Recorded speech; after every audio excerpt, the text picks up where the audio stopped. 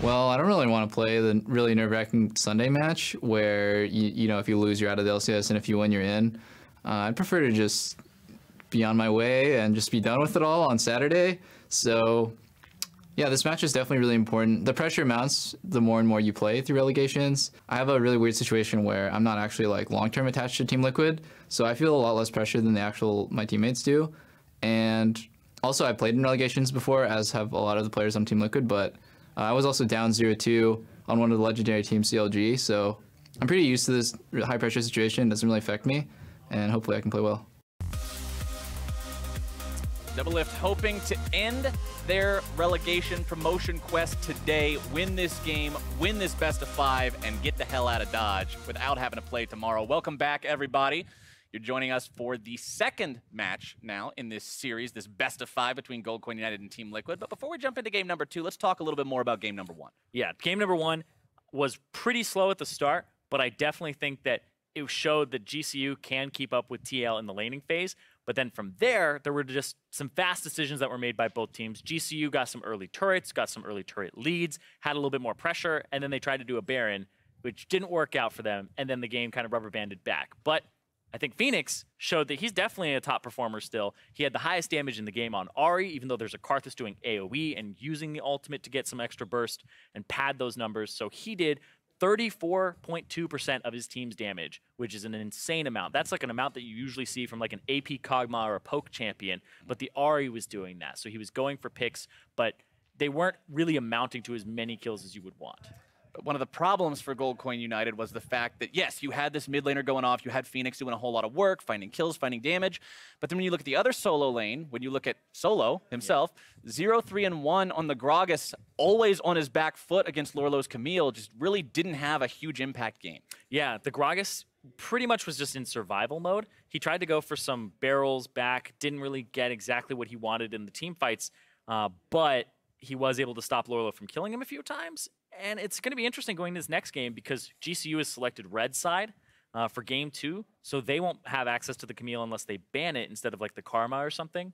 So that's what you have to really look at here is the fact that the Camille is on the table. If you ban that, probably gets Rumble locked in for Lorlo.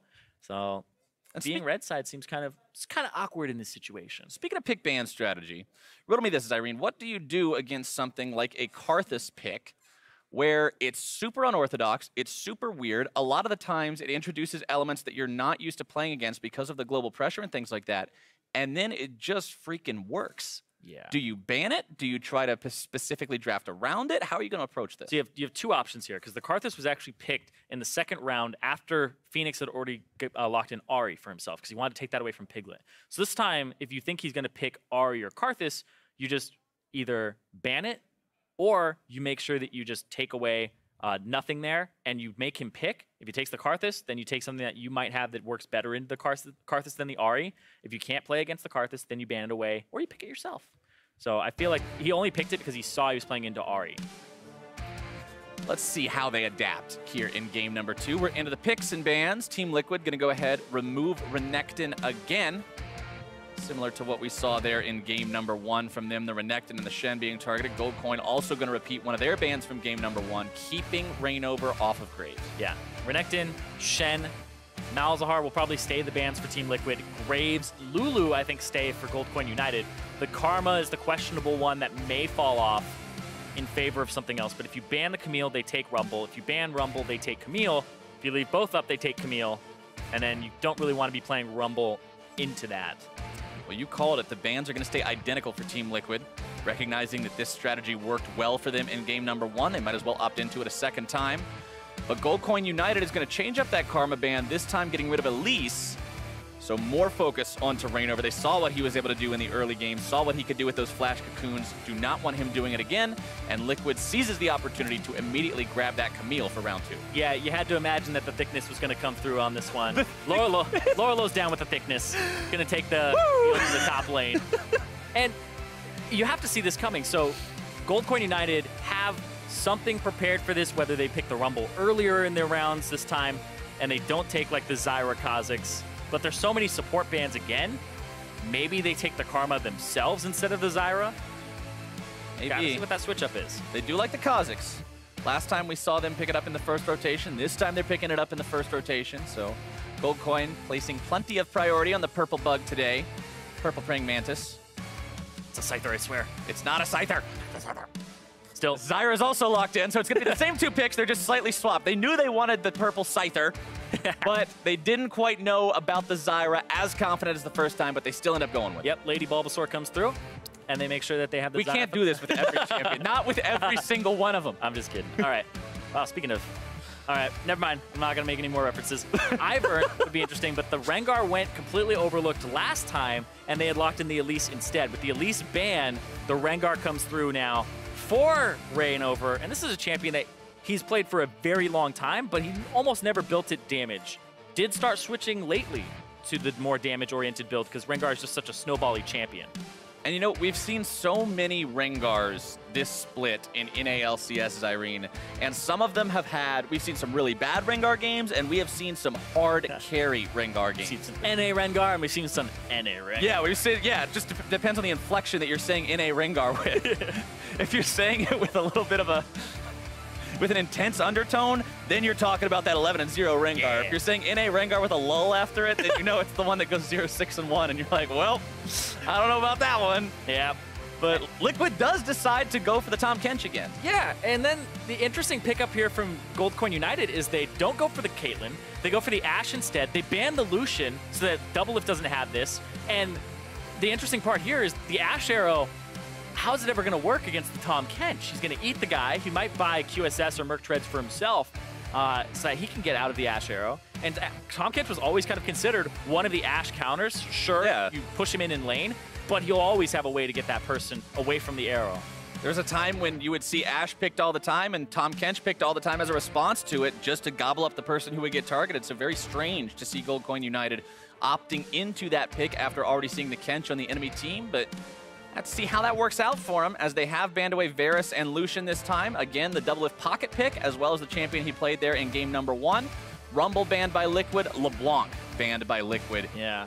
LeBlanc is TL has actually kept the same 5 bans, and all their picks have remained the same, except Elise got banned, so they picked Rengar. So it's exactly the same so far from TL.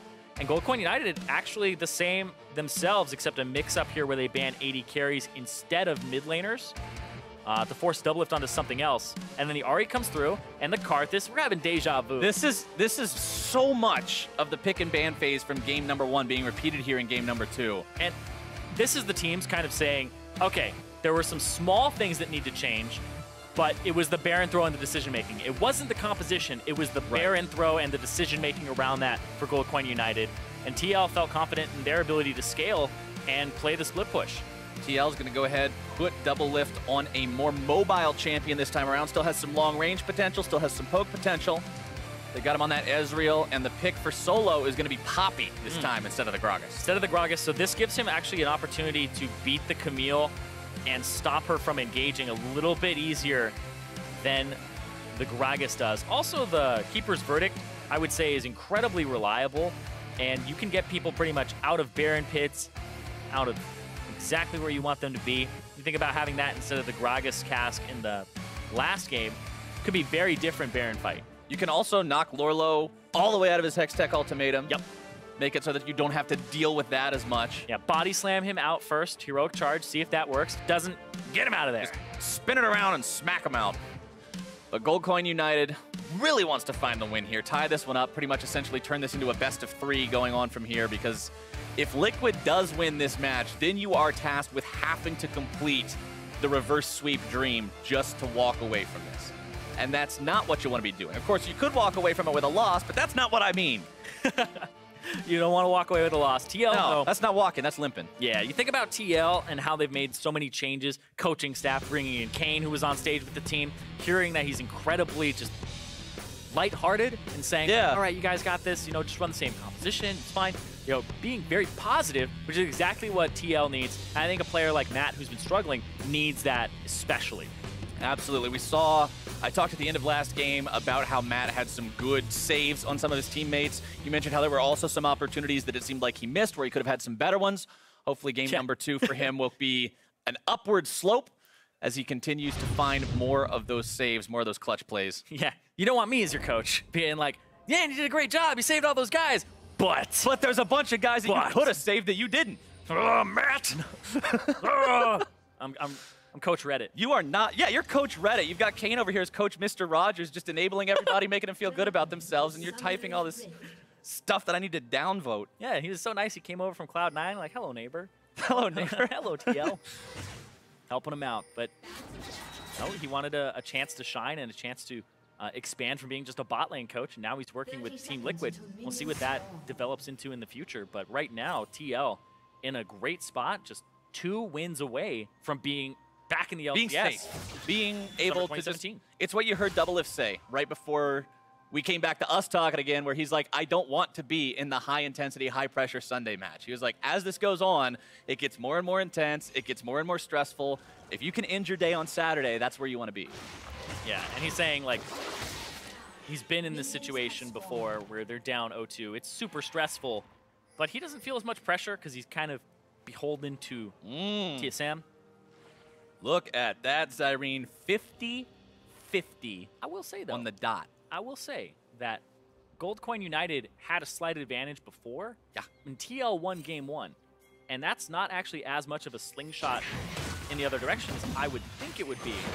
Because it's an LCS team with an established brand versus this challenger team that does have some well-known names on it, I will say. I think it's the name. Yeah. But I mean, the team itself might not be well-known. You've got a lot of names in it. Yeah, but you feel like Doublelift, Piglet, Rainover would be enough names for you to go the other way. To override it anyway. Yeah, and LCS experience on top of it in the previous season. And the fact that they won the first game, you'd have to think that it would go a little bit the other way, but it just seems like Goldcoin United have a bit of a following, a bit of a fan base. It was only a 7% difference. It was 57 in game number 1 for Goldcoin, and now it's 50-50 between the 2 teams, so. Production's like, great social media breakdown.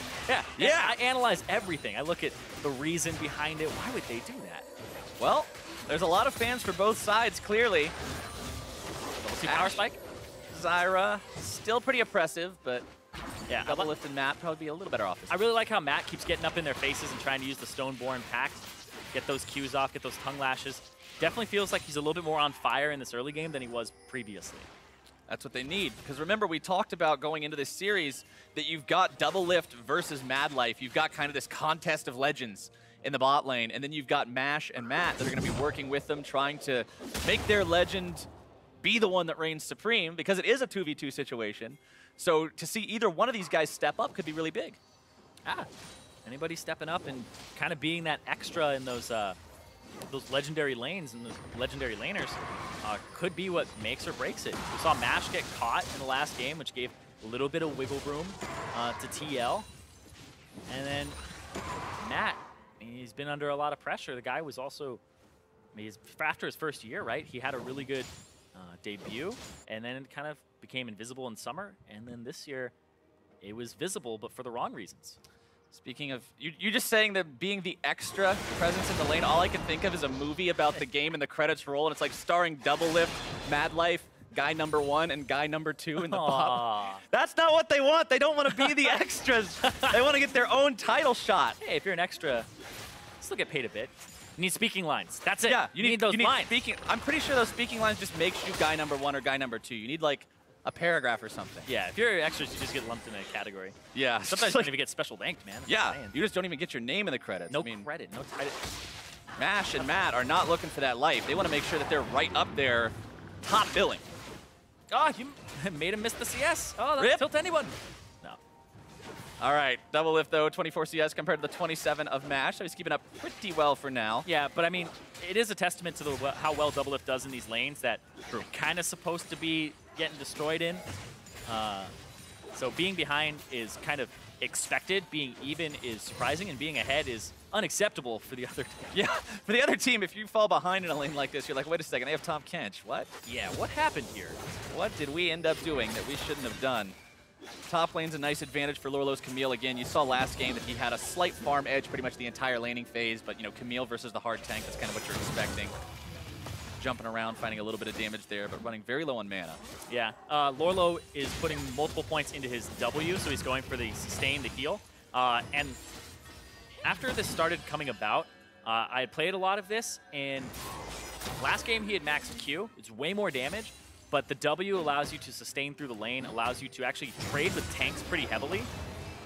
But then at some point you go, oh god, if I miss my W, which is this big 12-second cooldown, I have no damage. Yeah. So this is kind of the whittle them down war of attrition skill order for Camille, as opposed to the all-ins, the chase downs, the fights. I believe you never actually max the W, do you? You only level it up 3 times to level 5, and you start putting points in the queue. Yeah, you put 3 points into it, which will get you there, level 5. Then you put points into Q. Sometimes you'll put 4. I've seen Someday do that as well.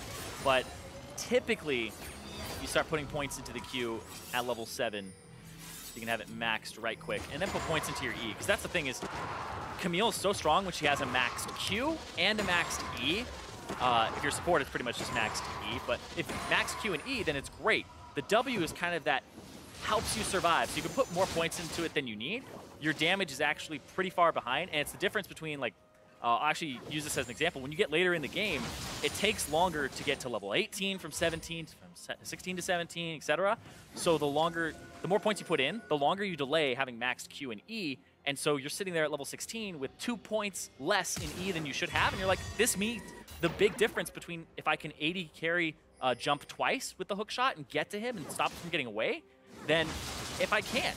So it's a big difference there for Camille if you keep putting points into that W. Kind of becomes a trash ability after that. Rainover coming here into mid lane, looking to make the play onto Phoenix, who pops his ulti and walks away. But now having that ulti down means Rainover might be able to make a return visit here momentarily once he gets that ultimate up and running for himself. Very close to level 6 right now. Needs about another camp. Even just like the small ones on a camp would do it for him, or Scuttle Crab. But there isn't much up. He's going to go for his Wolves now before his red comes back up. Close game between the two teams at 0-0. Very, very small gold lead taken off for Team Liquid right now, but you can attribute that mostly to farm. As you can see, they are ahead in the top lane and in the jungle. Mid lane and bottom lane falling a little bit behind. And as Lorlo clears out top side, he's actually going to walk into the red buff here because he knows it's coming up. Rengar is also coming up here, so Rainover, instead of going to his red, gets level 6, runs up to this top side where the enemy red is. And this is actually great. I love that they did this because this is saying we hit level 6 first, we saw Santorum was level 5, Rengar will come up here after doing his Wolves, and we'll use the pressure that Camille had top. Camille will lose like 3 CS to the turret, but we deny a red buff. Definitely a worthwhile trade. She does lose the cannon minion, so it makes it a little more feels bad, but you still got your jungler a nice advantage. Didn't lose a whole lot for yourself. Solo building up that Bomby Cinder into the Sunfire Cave to better deal with Lorlo, who's already got his Sheen up and running too. Yeah. 4 points into the W here for Lorlo. So we'll see if he stops at 4, because you don't usually see 5. You usually see 3 or 4, depending on how much sustain you actually need. Because the mana cost on that ability is actually the highest one in her kit. Everything else is like 25 for the Q. The hookshot's actually 70, but the tactical sweep sits at about 65, and I believe it actually costs more every time you rank it up. So it's pretty expensive to keep spamming that ability. And you don't usually spam hookshot in lane, so you're spamming this constantly. And if you run up into that small cone, the tinier one, it's kind of like Darius Axe.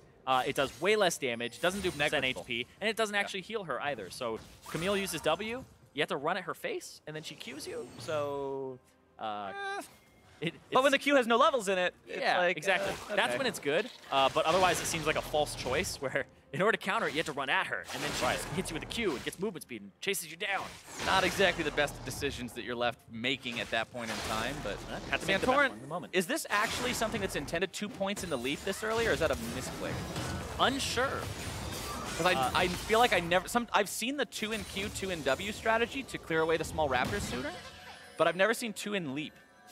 Yeah, that's actually really interesting. He maybe went for it when he was... actually, it was super early when he did it. Okay. He got 2 points in leap at level 4. Yep, not really sure about that one. I am not a Kha'Zix expert, so I'm not even going to pretend. I only play the other purple bug. Yeah, he actually did Wolves, put 2 points in leap. It's really strange. Back at level 4. So no idea why.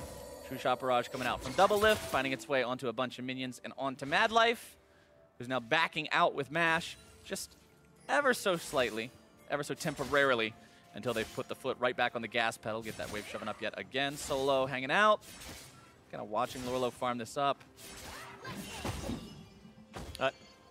I've come up with an excuse for Santorin. What's that? He was clearing his jungle and there was no action, so he had never hit his E button before and forgot that he had leveled it. So after he hit level 4, he thought he hit level 3. Where or he had just... he had put 2 points in W by habit or something.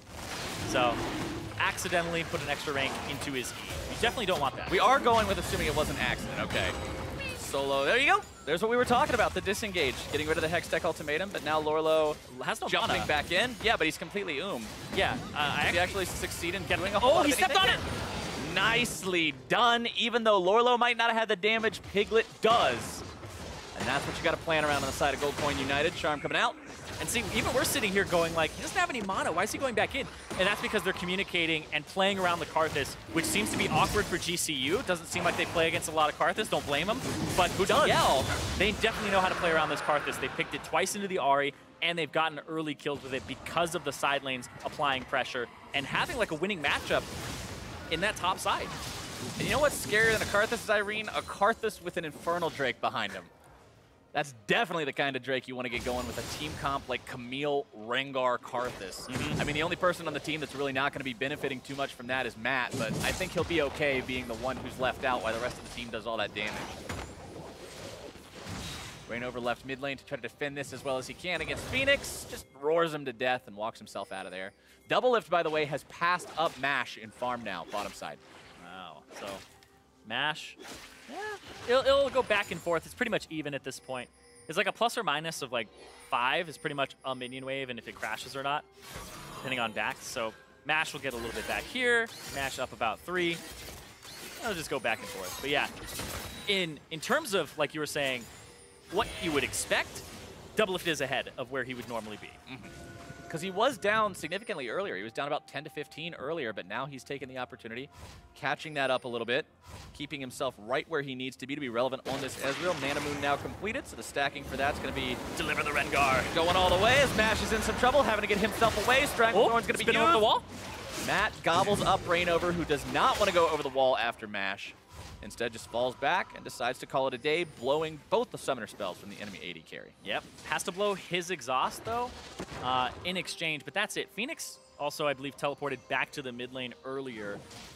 So that summoner spell is down here. And that turret, look at that turret. Again, without fail, Piglet's turret really, really low. It does get incredibly low as he tries to wave clear against this Ahri. Minions end up colliding, the Charm ends up connecting. Some nice damage from Phoenix there. Charm into both hits of the orb, instantly procs the Thunderlords. And Piglet, he knows how well he scales. He knows how well last game went. He's just got to get to that point again. Doesn't want to be losing that turret first blood. So Lorlo went 5 points into the W here, just checking back in on that. And so this means that he really has to hit his E, because he's probably only going to get 1 in a fight, or off of a teleport. And he needs to hit his W, or else his damage is much lower until he's hitting about level 13. It just feels pretty awkward at that point, but it's just to survive. Well, it's doing him pretty well so far. Slight CS lead, building towards that Trinity Force. It's always actually a little bit concerning for the enemy when the Camille hits him with a W. It gets like 200 HP back after a trade. Yeah, that's really disheartening. That's a tilter. Had a lot of people like say afterwards, like, are you maxing W? Like, what are you doing? It's like, yes. It's like, that feels really bad to play against. It's very oppressive. You'll run out of mana, but it's oppressive. Phoenix trying to make the moves onto Piglet. He does not land the Charm, though. But if he gets him back, there's no teleport here. Somebody has to come cover mid, or they have to make a play on the opposite side of the map, because this turret is probably going to go down soon. Rainover has popped his ulti, looking to make some kind of a move here. Mash, Madlife, and Santorin all walking away as a unit, not allowing Rainover to get that ability to pounce onto them when they're vulnerable. He's going to be swept away. Rainover coming out now. Here comes the Karthus ulti. Madlife going to be in danger. Why are you going to flash it, man? You've already got the thing over your head, and that's going to be 2 going the way of Liquid. Madlife did not have to walk that close to that swept ward. So they both die, lose summoner spells for it, and then on the opposite side of the map in mid, turret actually goes down. Phoenix was getting an advantage for himself. You just had to play safe, guys. Just had to do it safe. GCU at least grabs himself turret's first blood in the mid lane, so there's a little bit of revenge there, I guess, but considering the game's now 3-0, and they're down 3,000 gold, it did not bandage up as much as they'd like. And another bad thing is that goes over a kill and assist to Piglet, who's now sitting on 5 Dark Seal stacks. And Mad Life, he doesn't have to walk that close. He doesn't have to check. You don't have to check it. Mash is Ash. he's got Hawk Shot. He's got an arrow. Like, you don't have to do that. But he did, and it didn't go too well for him. And you can look at that ward and say like, Oh, no! Solo's ulti actually went off before they became vulnerable. That feels bad, man. Matt grabbing the kill. yeah, he flashed, nommed him for that one, but made sure that he picked it up. Taking a look at the stats that popped up there on your screen just now, Phoenix normally has a +10 advantage in terms of farm at 15. This game, he's 34 up. Yeah, At he's 10 minutes. doing a compared to great his job. He got that turret by himself. He almost got that turret by himself in game 1. It's just the rest of the team. Mash, Mad Life, that was just a huge misplay bottom, and Solo is being picked on. The guy was 0-3-1 in the last game, and like I said, he doesn't like to be carried, so he'll actually play further up. He's not gonna play like Piglet is playing mid. And I think that this is great to look at for Piglet, because Piglet is not saying, hey, gank my lane all the time. I've got to carry. My Only turret's me. on. Yeah. Help me, help me, help me. No, Rainover gets to go top, play towards a lane that the guy has made his career playing around. He used to play with Smeb. He used to play with Huni. This right here. Oh! Almost! Just a split second, and Ooh, at that point, you could even actually just ulti Lorlo away, and you would have been fine, because then the Hextech ultimatum drops, and then you have flash available, and you can flash away. that's not what happened, though, and that's why Team Liquid's currently got a 4-0 advantage. Infernal Drake number 2 going to be spawning at about the 17-minute mark. It's one of those kinds of days, Irene. We're getting good Drake RNG. This is the kind of stuff that they'll kill each other for, and that's exactly what we want to see here as we move further into the mid-game. Spoken like a play-by-play. Absolutely. I don't want animals. I don't want these boring Cloud Drakes that everybody leaves there for 17 minutes and is like, I'll get it maybe if I'm bored. I want the Infernal Drakes. I want the ones that everybody kills for. See, the great thing about these Drakes, though, is like, as an analyst, when there's a Ocean Drake or a Mountain Drake or even a Cloud Drake, sometimes we can see it and be like, that's because they had that Drake. That's exactly why. But when they have an Infernal, you're just like, play-by-play gets to yell louder. He killed the other guy faster, and Phoenix is going to be killed pretty darn fast unless he can get some fancy feet away from this one. Bush tries to throw out the orb. Rainover makes the jump onto Mad Life, but they can't quite find their kill. And Karthus Phoenix ulti. does get away from it until now. Piglet grabbing the killing spree. See, that's the one where you type in chat, you're like, Karthus, ulti? Karthus, press R. Go, go, go, press R, get those free kills. 7 stacks for his Dark Seal. 7 stacks, 3-0-1. Team's grabbing the Infernal Drake. Can't ask for much more than that. Team Liquid sitting in a great spot right now, 4,000 gold up. Rainover and Matt just got to give this one the tongue a little bit more from the kitch, and there we go. Rainover with a smite to keep it secured. Santorin will grab his own buff, but a red buff is poor compensation for an Infernal Drake. Absolutely, and the Infernal Drake, the brutal savage animals will go after each other even more, and we won't be able to really tell how much it was doing, but we'll say it was helping him kill him fast. Yeah, we're going to say that it's doing a lot, especially now that you've got a Karthus with 2 of them. Yeah, he's going to be doing a lot. Let's check his AP really quickly. 239 before he backs. What's in that book? What you gonna buy? 1,800 gold? In that book. Ooh, looks like we got the Void Staff yet again. So the AP going to be doing that much more work when the magic resistance is nullified. Plus the Rod of Ages still has a few more stacks to pile on. Only going to get worse as the Karthus gets stronger. Yep, and like I said, every time he gets those kills, the next one's just gonna hit even harder. And Goldcoin United really can't catch a break here. None of their lanes have been doing well except for that mid lane, and it's been kind of pushed back now. The kills have fallen over to Piglet, so it's kind of moot that Phoenix got that early advantage, got the solo turret gold. And when I look at the gold difference, Piglet is up about 400 himself. And you know, Piglet's been somebody who, after moving to mid lane, we've said that he's had some good games, we've said that he's had some bad games. Consistency's been an issue for him. He's playing a whole lot of different champions, sometimes not into the best matchups, sometimes not for the best results, but on this Karthus, he is just turned on. Yeah, and it's interesting because he's playing more defensive. He's saying, all right, I'm scaling. It's not like when he was playing Vladimir, where he was kind of that half and half, where he'd get himself killed for being over-aggressive, because he's like, I got all this damage I can do. But you should play safe and wait to scale. This is where he's like, I have a Dark Seal. My minions will do all the dirty work for me. just have the rest of TL run around the map and start fights on the outside, away from mid. Keep it away from the guy who might be a little bit outclassed. And sure, he'll lose turret, but you'll get those kills. You'll get those side turrets, and then the guys will group up and help you. And he's doing a great job so far. Also, speaking of like other people's performances, Reignover a level up. And we hit 20 minutes just now, and he's up 1,400 gold in the jungle. He's the largest gold difference here. Even bot lane, it's just 1,000 up for double lift over Mash, but it's that jungle. 1,400 there. He's destroying Santorin in terms of his pressure, in terms of his farming, and he's present for the turret takes as well. Goldcoin United still yet to find themselves on the board 21 minutes into this game. Need to staunch this bleeding somehow. Stop Team Liquid from just running around doing whatever they feel like doing. Liquid setting up shop in the Goldcoin United topside jungle.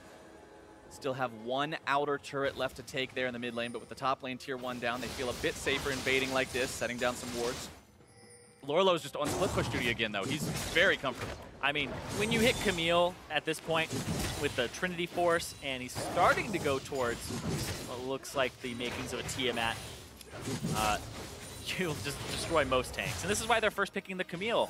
The Lulu's getting banned away, and they aren't really having to make a choice, right? The choice is between Rengar first pick and Camille first pick, and they're going, all right, it's a no-brainer. Solo's trying to rush this in. Kind of a split fight here. They still need to wait for Mash and Mad Life to get in a good position. Piglet caught! Oh, Piglet in some trouble. He's going to be bursted down, but the thing is, he still cores this. Santorin! Here comes the ultimate. Santorin going to be taken very low. The heal can't do it. It's a 2-for-1. He got him from about half HP there. Insane. The guy has a phase already, so he has some extra bonus stats in terms of HP, but that's just too fed of a Karthus, and he just got even more fed off of picking up another kill. That's what I was talking about, Zyrene, when I said you've got to play a little bit different against this champion. When it makes you go into play patterns that you wouldn't normally consider. Against any other champion, that would have been great. You caught the mid laner, you killed him, everything's Gucci. But now, it's not. Yeah, like you said, how do you play against somebody who just wants to die? Like, you kill him, and then, oh boy, he gets to ulti. Piglet caught here. Watch how much damage he does while he's alive. Zippo. Zip. He Not does anything. almost nothing. And Santorin gets hit by 2 Qs, hit by the ultimate, and that almost kills Phoenix on the top side of the map too. Look at Mad Life's health. That's from a Karthus ult.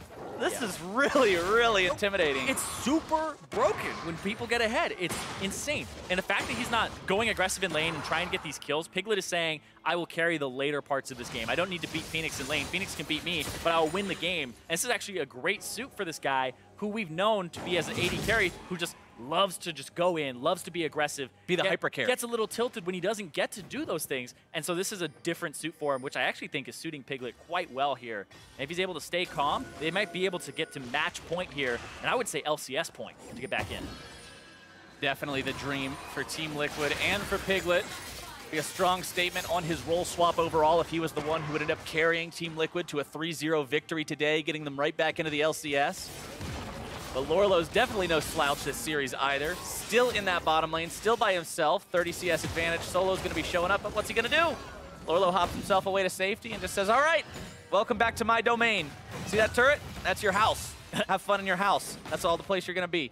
And this is so interesting as well, just to like think of the players' careers and their play styles.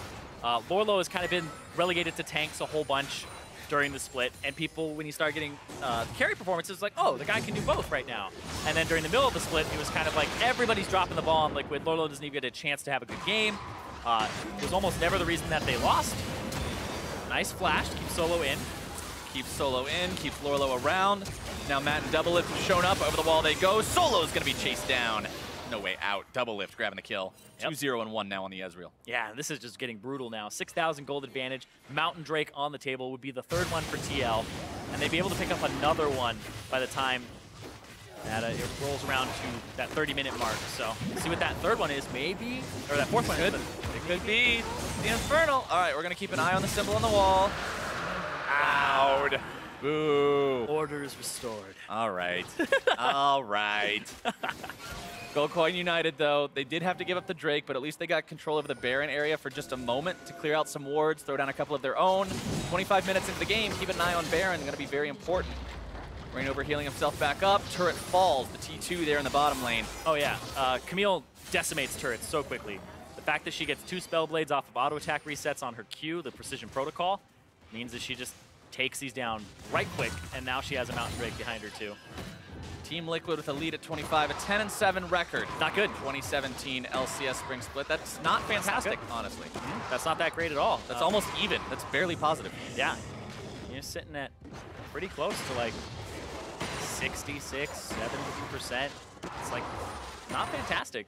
A little bit lower But then than that. again, that's just leads. That's not defining how big of a lead that is. And right now with a 6,000 gold lead, that's very measurable. Yeah, but TL have gone through ups and downs with the roster, so that's with pretty much every roster or every kind of player that they've swapped in and out. So many changes over the course of a split. It's hard to be able to compare one to the other. Apples to orange is pretty much what we're looking at. And here. especially with time, too. You give somebody like Piglet time to play some more mid lane champions, time to get more comfortable. It's going to look like a little bit of a different team once they settle down. And like I said, Piglet's doing great this game. Highest KP on his team is Karthus. Not hard to accomplish, but Press R. Yeah, GCU not really playing around that too much. And rip solo queue. I was going to say, I hope you guys like Karthus because you're going to be seeing him a lot. April Fools, please don't. Spare me. Problem is, people in solo queue don't know how to play around it any better. So they're going to be walking into the same stuff. They're going to be like, wait, guys, I got him. We spent 9 summoner spells, but we got Karthus, and we're dead. Yeah. I think the most brutal solo queue Karthus build that I've seen was a Rylai's Crystal Scepter Rush. And you get hit by 1 Q, he just chases you down and laughs the whole time. When I was bronze in Season 1, I had a friend who only played Karthus. We're going way back. And only built death caps. And his theory was he just wanted to do more damage with his ult. He built... Well, not death, Zhonya's ring. Zhonya's Fine. ring. I'm trying to accommodate our modern day viewers who don't know what Zhonya's ring was. Nah, man, you got to be hipster. All right, fine. Back in the day, viewers, back in my day, Zhonya's Hourglass and Rabadons were 1 item, and you got both passives. And I had to walk uphill both ways. Yeah, I had to walk uphill to mid lane both ways in the snow on the snowy map. Oh, Arrow trying to actually kill them off. Look at that, Lorlo in the back line. Here goes Rengar. Here's the ultimatum. Here goes the health bars disappearing off the map. Mash and Santorin going to be getting themselves back. Phoenix trying to escape as well. Lorlo against the wall. Lorlo caught up, pinned down, smacked around. Piglet looking for an opportunity to maybe channel this. Poppy ultimate not going to find its mark. That means it's time to channel. See you later. He's burning. Phoenix in some trouble. He's dead already. Mash will not burn down. Man, that was close. Look at how low all those health bars are, Zyrene. Double lift, grabbing the killing spree, and Liquid just decimates Gold Coin United. Feels bad, man, to have to play against the Karthus that can ulti you from almost half HP, and there's nothing you can do about it, and the rest of his team is so damn strong that you really have to worry about everybody else. You're like, oh my god, we killed the Fed Camille. She's been getting camped for all game, and then over your head, it's like, wait a second, what's this blue thing? And then, yep, ion cannon. Yep, can't do anything about that. Lorlo 1-1-4 now, 281 CS. Woo, it's actually, look at how close all their farm is. Like, this is a team that's synchronized. So, looking back, Mash actually survived because he had a Hex Drinker. Oh, I wondered how that didn't kill him. Okay. Yeah. Oh, you wonder how he didn't die from half because HP? I saw the things coming down, and I was ready to say double kill, and then I didn't get to say it. And I was like, what the hell happened? Okay, there's the shield. Yeah, I see it now. He was at 640 HP and went down to 60 afterwards, after everything was all said and done. And he never even saw the Hex Drinker pop up, which is a 230. So that's hitting about 800 plus damage with the rank 3 ultimate from Piglet onto a target that has some MR. He just has 2 penetration items with the boots, the Leandries, and then he also has the Void Staff for the 3rd. Oh. And that was I would tell you, that was a Hex Drinker. But you never saw it. You just didn't get to see it for very long. Wow, maybe Karthus is good. Thinking. Oh, we need a Karthus thinking emoji. Is this going to kill him? Hey, all right, guy on Reddit who made all the thinking emojis out of champions the other day, Karthus needs to be the next one. You heard it here. 11-2 for Team Liquid over Gold Coin United. Almost a 10,000 gold lead, 29 minutes into the game. Baron on the table. Liquid hanging around the area, seeing if that could be their next objective. Double it. Might go for the Ezreal versus Ahri assassination. We've seen him do it before. Wasn't really feeling himself. Nope, not today. Just this Not time. feeling it. Not feeling it. You got to be in the mood. Yeah, Phoenix kind of knew he was there, gave it away with the ultimate. The ultimate passed through some minions too, so it didn't do as much damage as it normally would. Lorlo hits his W, tries to jump back in. Nah, Steadfast Presence is going to be denying that one, but Team Liquid taking the opportunity now to start up the Baron. Already got it down to about 1/3, but they decide to back away. They do not want to risk throwing this game with some sort of a goofy smite steal. I mean, So many games have been lost this way, Zyrene. that's true. So many games. It would get GCU back in the game a bit, but there's just so much pressure. The composition is just, frankly, a bit better from TL. They already have 2 Infernals and a Mountain. They're still hanging around, though. They still want to do it. Yeah, make sure you just clear out all the vision. Can't really clear that out. Yeah, that's one of the things that you're never really going to be able to Santorin. completely deal with. Santorin wants to get in there if he can. Baron going to be brought down to about 4K, just like last time. They're going back in for it. They're not fully stopping this time. They can't see Santorin just yet, because that ward that came over, that one's going to see him, though. And now they're actually disengaging. Lorlo with the flank. Pull the trigger. Lorlo's into the fight. Hextech Ultimatum going to be issued, but the Zonia stops it. Very nice timing, but is it going to be enough? Piglet's in the Rainover back. has to retreat. Piglet going to be brought down there in the middle almost. Instead, keeps himself alive a little bit longer. 2 dead on the side of Gold Coin United. Piglet might pull the trigger here, deciding not to do it again. Okay, I feel like that probably wasn't what they're... That was a guaranteed kill under Mad Life. It had to be. Yeah, checking it again. He did have ultimate off of cooldown, so it was available. I was about to phone in that strike. This is where we definitely need the Karthus thinking emoji. Yes. Why not? Why not? Press R. It's okay, though. Gold Coin United. They want to try to make some kind of a miracle here. Instead, they're only going to be making their own tombs. As Solo gets himself in there, but he is not going to get himself out. Matt grabs the kill, double lift, keeping Phoenix zoned away, and Team Liquid with a 14-3 lead, 12,000 gold up. Man, this is their game. It's a very different game than Game 1. Game 1 was GCU staying even, having a bit more in terms of tempo in turrets, but then it just got cracked wide open after the Baron call, and that's one that, you know, it might carry you into the next game. You go back to, all right, same compositions, Karthus wasn't a problem. It is a problem in this game. Yeah. After the first time, you can say it's a fluke. The second time, it's a legitimate issue, and we've got to find some way to deal with it. And right now, it seems like the only answer from Gold Coin United is ban it away. Exactly. First step is admitting there is a problem. Yeah. You can't be in denial about this Karthus pick actually being quite good. And they picked the Ahri again. 12-step program. Yeah. Make sure you get back in the LCS. Phoenix, they picked the Ahri again, and then last picked the Poppy when they knew that what they were going up against. You could pick the Poppy there, hold off on your pick. If Piglet picks Ahri, there's things you can play into that. Yeah. If you don't know how to play against Karthus, Picking the Ahri then fourth. it's wrong to do it this way. It just didn't seem like the right choice. We even mentioned a lot of times on the red side, you'll see them leave mid lane as the last one that they pick if they hadn't picked it in the first 3. Yeah, and the fact that GCU did pick red side, you would expect that they had something to change up here, but this is very little in terms of change up. And I was commenting on how this is a good suit for Piglet, but I also think it's a really good suit for Rainover, because the guy made his career playing for Smeb in the top lane, back on IM, and then for Huni on Fnatic and Immortals. The guy loves having a top laner that has a winning matchup, can shove in. He's made his career and has all this knowledge about how to gank top lane, when to gank top lane, the communication of when to take the red buff like we saw where he stole it away when Lorlo invaded. Those small things that add up are huge.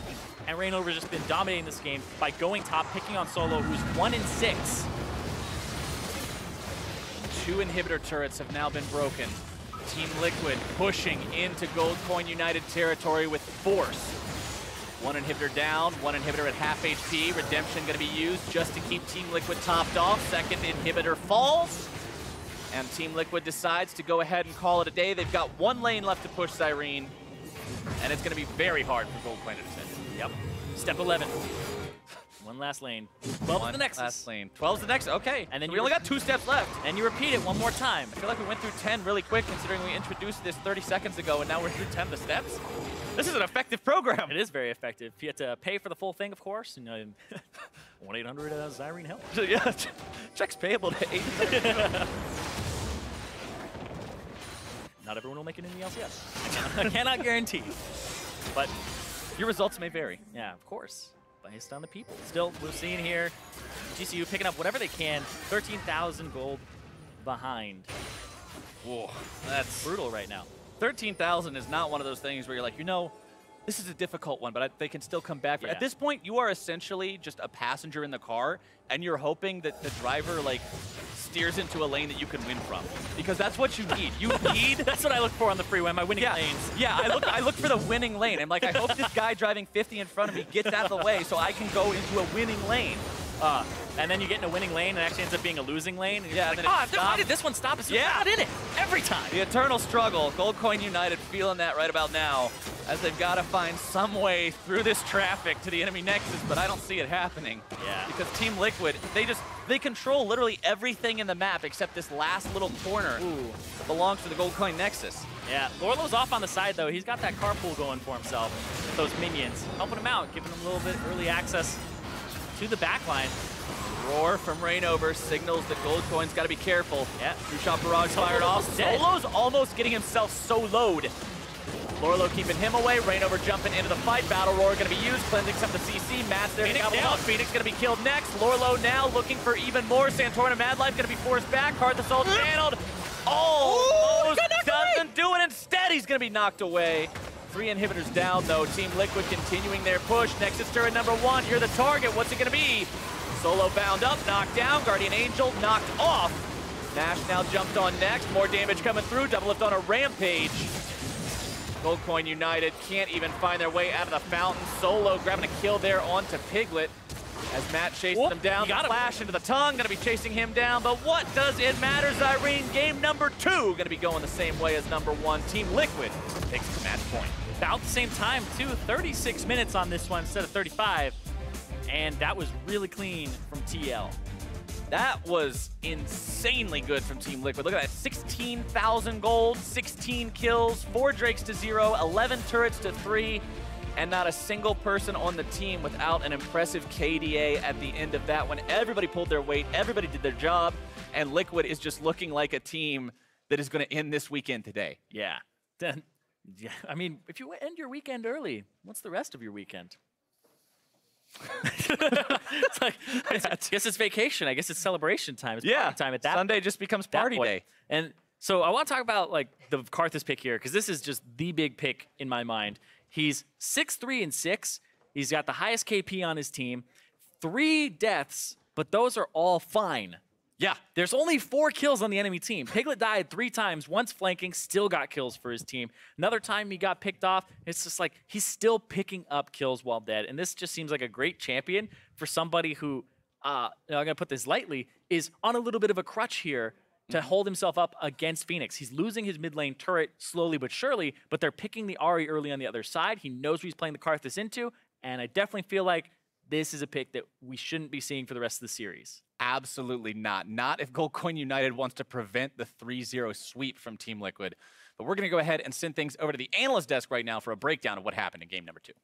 Thank you very much, gentlemen. Team Liquid out to a 2-0 lead here in this series. Zyrene calling the Karthus pick a crutch there. I'm not sure I want to call it a crutch. It's working, right? I mean, it's just it's a strategy. Can work. It's a strategy that they have found that work. specifically works for their situation, right? I mean, you're looking at the bot lane. We know that that's where they're going to dominate. Piglet isn't necessarily expected, being a month-old mid laner, to come in and smash kids 1v1. Okay, let me farm up and affect other lanes with my ult. And I think one of the things that is good about it is that it's so straightforward, right? It almost feels like an AP gangplank to me, like the way that you can play lane. You just Why can't he just be his own champion? It's Karthus.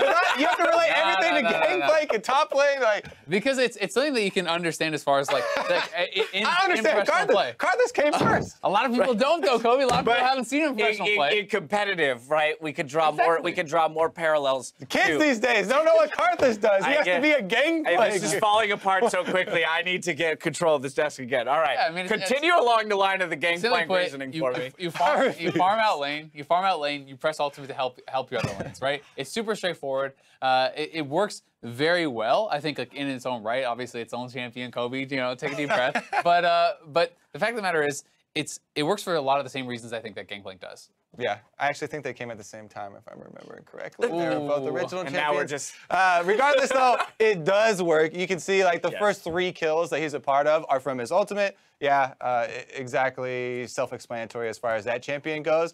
The important thing, though, lets the side lanes do exactly what they want to. Reignover gets to take over once again. So that's the big thing, right? Reignover in the jungle, getting into those lanes, making sure that he's affecting the map. Liquid on your screens now. Very happy out to a 2-0 lead here. Only have to pick up one more game here in the series of the next 3 in order to re-qualify for the North American LCS Summer Split. But basically, looking at these goal differentials, XP differentials, this is a big thing we want to talk about, right, Kobe? Yeah, exactly.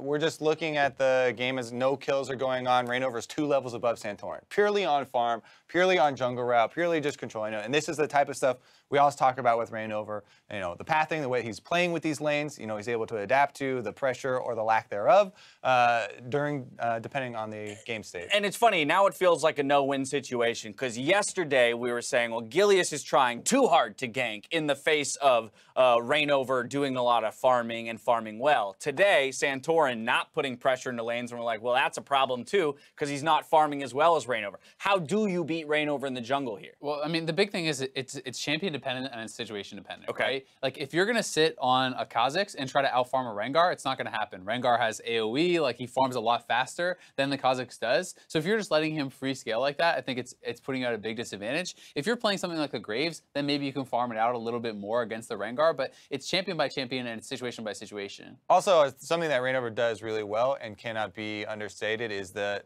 jungling is a team game. Yeah. He communicates very well with, when for people to use early trinket wards, where he's going to go, when, pushing up lanes, pressure, this type of stuff where jungling is not just all about, I'm planning out my own route, isolating, I'm playing against this one other jungler. He does a really good job involving everyone. I mean, as a whole, Team Liquid is looking a lot better, over the last 2 days than even they did near the end of the split, granted that they were able to take down TSM. On the side of Goldcoin United, though, when it comes off, when you're coming off of a 3-1 victory like you did yesterday, and then you come and get smacked 2 games in a row here, from a mentality standpoint, how do you approach being the challenger team, knowing that you're less experienced, coming in and knowing you got to win 3 straight here to qualify? I mean, I think you have to rely on comfort, but something I would like to see Phoenix doing is play more of a team fighter. Sure, he's great at the Ahri and he is winning lane very hard, but I want to see him play something that he can really take over the game on in team fights, because it's not actually mattering how hard he's winning in mid lane, because Piglet's still having effectiveness. If you put him on Cassio or Vlad or something like that where he gets a big lead and he can just 1v9, like, that's a way in. Right, the core of the champion is, you have a passive based around when you die, and you have a global ultimate. Yeah. Don't attack the weaknesses of Team Liquid. Try and attack the strengths, I would say. Maybe throw some more stuff at Doublelift, at Matt. Yep. Try and pit them against each other. I like the idea that Vladimir pick, given a lot of team fight power, and we could probably still see him abuse Piglet in lane with that pick. After a quick break, we'll see if Team Liquid can close out the match and secure their spot in the Summer Split. Their Game 3 against Goldcoin United when we return. Please double check your DPI. I don't check my DPI. I don't know your DPI. Yeah, because we're YOLO, Brandon. You should learn something. Yeah. Hello. Target, what's it gonna be? Solo bound up, knocked down, Guardian Angel knocked off. Nash now jumped on next, more damage coming through, Doublelift on a rampage. Goldcoin United can't even find their way out of the fountain. Solo grabbing a kill there onto Piglet. As Matt chases him down, got a flash into the tongue, gonna be chasing him down, but what does it matter, Zyrene? Game number 2 gonna be going the same way as number 1.